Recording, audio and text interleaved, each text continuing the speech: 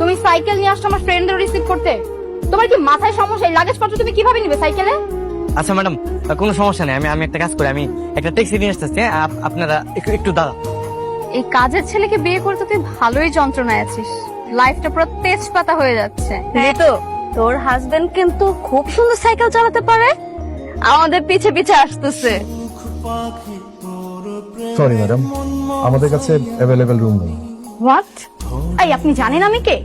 আমাকে রুম দিতেই হবে, এনি হাউ ম্যানেজ করেন। Madam sorry. সাইকেল চালা আসছি তো, ওই কারণে একটু দেরি হয়ে গেছে। আপনার লাগেজ গুলো কই দেন, আমি রুম নাম্বার কোন আমি দিয়ে আসি। মুখটা একটু বন্ধ করো। তোমার মতো একটা ছাগলকে বিয়ে করে আমার লাইফটাই হেল হয়ে গেছে। এর থেকে যদি আমি এই হোটেলের ম্যানেজারকেও বিয়ে করতাম, আজকে অন্তত আমাকে এভাবে অপমান হতে হতো না। আসসালামু আলাইকুম স্যার। ওয়ালাইকুম আসসালাম। স্যার আপনার পদার্পণে স্যার আমাদের হোটেল ধন্য স্যার।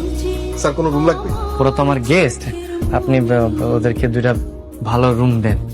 Sure sir. ম্যাডাম আসেন, আপনাদের রুম দেখিয়ে দিচ্ছি, আসেন প্লিজ।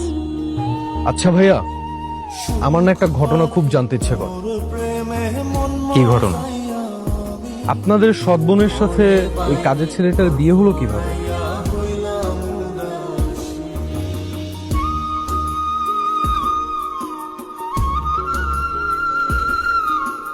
অসাধারণ, এক ঢিলে দুই পাখি।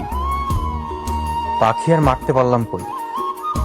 ভেবেছিলাম এই ঘটনার পর হয়তো বাবারি থেকে বাসা থেকে বের করে দেবে আর সব সম্পত্তি হবে আমার আর নিশ্চিত। কিন্তু ওই গোলামের আচরণ আর ঋতুর প্রতি বাবার ভালোবাসায় ওরা এখনই বাড়িতে। ওকে আর ওর হাজবেন্ডকে দুজনকে চোর সাব্যস্ত করব। তুই যে পুলিশে খবর দিবি। কি ব্যাপার? আমার হাতে হ্যান্ডকাপ কেন? আমাকে অ্যারেস্ট করেছেন কেন? সেটা থানায় গেলেই জানতে পারবে। বোন আমার, তুই একদম চিন্তা করিস না, তোর কিচ্ছু হবে না, তোর ভাই এখনো বেঁচে আছে না। মারে, তোর হাজবেন্ড যা করেছে সব দোষ ওর, তোর কোনো দোষ নেই। তুই কোনো চিন্তা করিস না মা, যেভাবে পারি আমরা তোকে ছাড়িয়ে নিয়ে আসবো। এই যে গোলাম আসছে।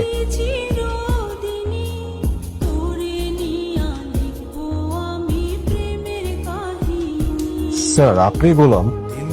ব্যাপারটা বুঝলাম না স্যার। অ্যারেস্ট করুন। এই চুপ!